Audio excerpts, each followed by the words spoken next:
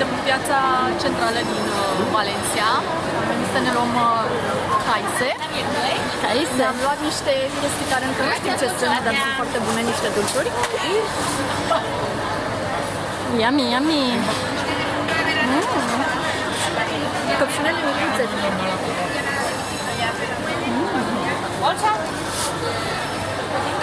Și așa arată piața. Și prietena noastră mănâncă o caisă. Și tu la mă? Chiar bune.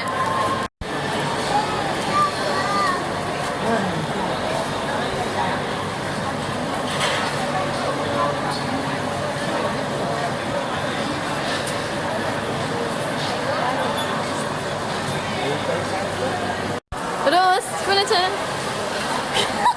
De ce te strâmbi? Pește! Și nu e bun pește?